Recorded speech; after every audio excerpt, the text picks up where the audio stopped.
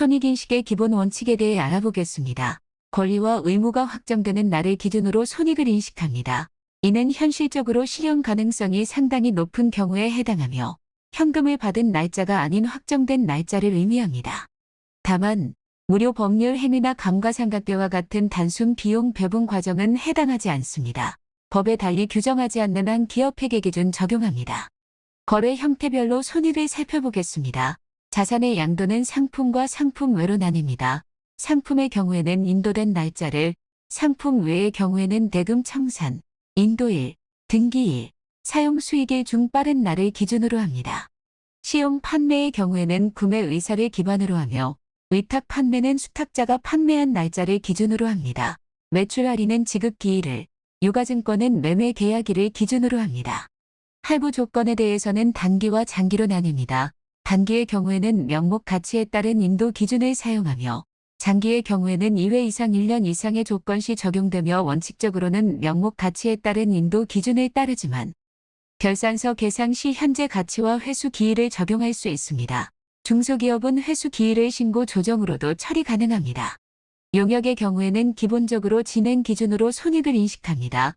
단, 중소기업 1년 미만의 경우 기업회계 기준에 따른 예약 매출 또는 작업 진행률을 알 수 없는 경우에는 인도 기준을 사용합니다. 입금은 계약금의 작업 진행률을 곱하여 계산하며 해당 사업 연도에 발생한 비용을 손금으로 처리합니다. 이자 소득에 대해서는 다음과 같이 처리됩니다.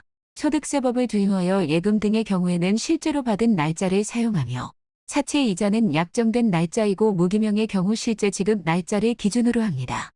비영업 대금 약정된 날짜나 실제로 받은 날 중 빠른 날을 기준으로 처리합니다. 금융보험업의 경우에는 실제로 받은 날짜를 사용합니다. 또한 기간경과분 미수이자의 경우 발생 주의가 허용되는 경우가 있으나 원천징수되는 경우는 실제 받은 날을 기준으로 합니다. 이자 비용은 소득세법을 준용하여 이자 비용을 계산하며 미지급된 이자도 계상 시 인정됩니다. 원천징수 대상인 경우에도 이와 같이 처리할 수 있습니다. 배당금 수익은 수입 시기를 기준으로 합니다. 결의일 등이 해당되며 그때의 수입으로 처리합니다. 임대료에 대해서는 단기와 장기로 나뉩니다. 단기 임대료의 경우에는 약정상 지급받기로 한 날이며 약정이 없을 경우에는 실제 지급한 날짜를 기준으로 하고 기간 경과에 따른 임대료도 수익 계상 시 인정됩니다. 예를 들어 12월 31일에 미수 임대료 5가 있는 경우 1.5일에 현금 5를 받았다면 12월 수익으로 귀속할 수 있습니다.